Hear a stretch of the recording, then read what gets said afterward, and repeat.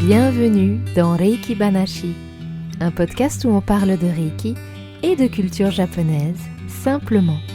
Je m'appelle Inina, je suis praticienne et enseignante Shihan de Jikiden Reiki, Reiki traditionnel japonais, et à travers cet espace, je vous propose des réflexions et des partages.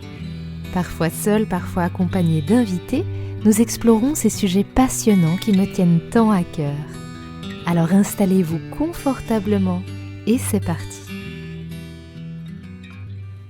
Et konnichiwa, bonjour à toutes et à tous. Alors aujourd'hui, je vous propose un épisode un petit peu court et particulier. On va parler d'un objet discret mais qui a toute sa place dans la culture japonaise et même parfois dans la pratique du Reiki. Et cet objet, c'est le tenugui. Alors je ne suis pas une experte en tenugui, mais j'ai quelques connaissances de base que j'aimerais partager avec vous parce que je les trouve magnifiques et ils font partie de la culture japonaise. Alors vous l'avez peut-être déjà vu dans des séances de shiatsu ou des séances d'acupuncture, ou peut-être que vous en avez vu ramener en souvenir du Japon sans savoir vraiment ce que c'est ni à quoi ça sert. Alors aujourd'hui, on va plonger dans son histoire, ses usages et ce qu'il représente encore aujourd'hui. Alors le mot tenugui signifie littéralement chiffon pour essuyer les mains ou morceau de tissu pour essuyer les mains. Te, d'ailleurs, si vous connaissez le mot des arts martiaux karaté, qui veut dire main vide, te, c'est main. Et dans le cadre du Reiki, on a te-a-te ryoho, la thérapie avec les mains. Et donc, concrètement, c'est un rectangle de coton fin d'environ 35 cm de large sur 90 cm de long. Donc, il est tissé et teint avec des motifs qui peuvent être très variés, du plus traditionnel, discret, au plus moderne et peut-être même un peu humoristique. Alors sa particularité, c'est que les bords ne sont pas cousus. Et ça, c'est donc pas un oubli, c'est simplement que ça permet au tissu de sécher plus vite et d'éviter que l'humidité stagne. Je vous rappelle que le Japon est un pays très humide.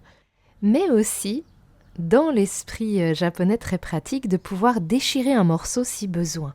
Par exemple, pour improviser une lanière ou hanao en japonais sur les chaussures que l'on appelle geta. Ces chaussures aux sandales traditionnelles en bois avec généralement des dents.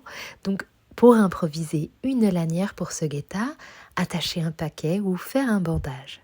Et c'est d'ailleurs un objet d'artisanat. Donc chaque étape de fabrication est empreinte de soins et de tradition.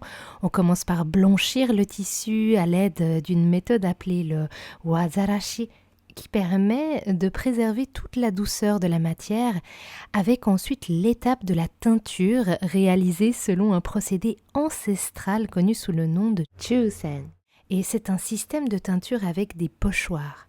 Donc c'est vraiment un savoir-faire minutieux où chaque pièce raconte une histoire. Et historiquement, les tenugui existent depuis l'époque Heian.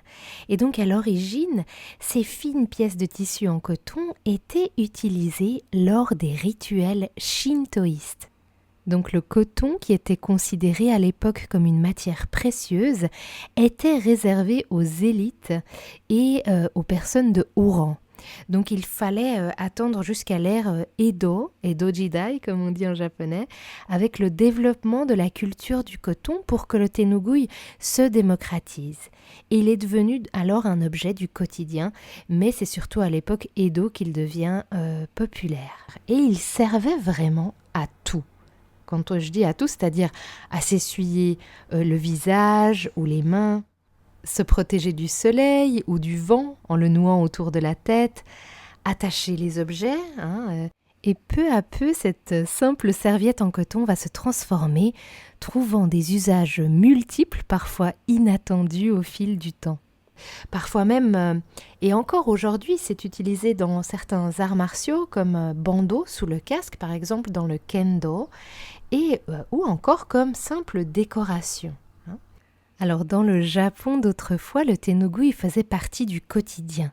Dans les bains publics, les sento, on s'en servait comme serviette pour se laver et les ouvriers, quant à eux, le portaient noué autour de la tête pour se protéger de la poussière, garder les cheveux à l'abri.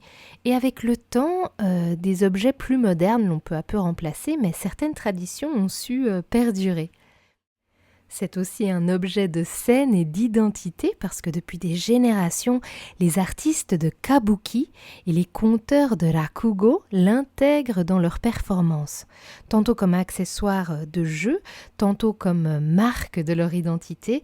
Donc c'est pas rare de voir un tenugui orné du mon, l'emblème personnel d'un artiste. Et encore aujourd'hui, on l'utilise comme élément décoratif ou même comme support publicitaire au Japon. Et c'est aussi un accessoire traditionnel toujours vivant, noué en bandeau façon hachimaki ou porté en bandana. Le tenugui accompagne souvent les tenues traditionnelles lors des matsuri, les grands festivals populaires. J'ai aussi mentionné déjà le kendo, donc il sert à absorber la sueur sous le casque et de se concentrer avant le combat. Et dans les cuisines, qu'elles soient prestigieuses ou modernes, les chefs japonais l'enroulent autour du front. C'est un geste à la fois pratique et chargé de sens, symbole de leur engagement et de leur sérieux. Et aujourd'hui, on en trouve encore beaucoup dans les boutiques, surtout dans les boutiques de souvenirs, dans certains temples. Et on peut les trouver avec des motifs très traditionnels, un peu plus modernes ou même humoristiques. Et alors beaucoup de Japonais en ont toujours un sur eux, un peu comme on pourrait avoir un mouchoir en tissu ou une petite serviette. Ok, mais alors pourquoi est-ce que je vous parle de tenugui alors qu'on est sur un podcast de Reiki ? Eh bien simplement parce que dans certaines écoles de Reiki japonais, notamment le Jikiden Reiki, il arrive qu'en tant que praticien, on utilise les tenugui sur le visage de la personne ou sur les pieds de la personne qui reçoit le soin. Alors pourquoi est-ce qu'on utilise les tenugui ?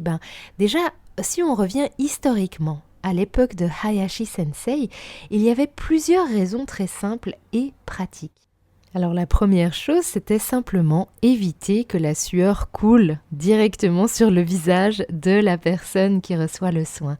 Donc à l'époque, je vous rappelle, il n'y avait pas de climatisation ni ventilation moderne comme aujourd'hui. Donc c'était déjà simplement pour des questions d'hygiène. Une des autres raisons est aussi le fait de marquer le fait qu'on entre dans le cadre de la pratique. Et puis, je vous ai parlé d'hygiène, mais il y a aussi l'aspect du respect. Je vous rappelle qu'au Japon, le contact direct avec la peau, le corps d'autrui est souvent limité. Par exemple, on évite de toucher directement la tête et les pieds d'une personne quand c'est possible. Et donc le tenugui pouvait donc aussi servir à interposer une forme de barrière légère, toujours dans un esprit de discrétion et de respect. Je vous rappelle juste au niveau de la culture japonaise qu'on se touche très peu. Il n'y a pas de bise, pas de poignée de main dans les situations traditionnelles. Enfin maintenant peut-être aujourd'hui ça a un petit peu changé, mais en tout cas à l'époque de Hayashi Sensei, il n'y avait pas de bise, absolument pas. Et beaucoup de gestes aussi sont pensés pour préserver l'espace et l'intimité de l'autre. Alors bien entendu, dans le Reiki, ce n'est pas du tout une règle absolue, mais ça reflète bien cet état d'esprit culturel. Et alors aujourd'hui, certains praticiens continuent à utiliser les tenugui pendant les séances, par respect pour la tradition ou simplement pour marquer le cadre de la pratique. D'autres ne le font plus du tout, estimant peut-être que ça peut surprendre en dehors du Japon de couvrir le visage ou la tête, ou simplement parce qu'ils préfèrent une approche plus directe, plus simple. Donc le tenugui n'est absolument pas obligatoire dans le Reiki, mais c'est un choix personnel, culturel et pratique.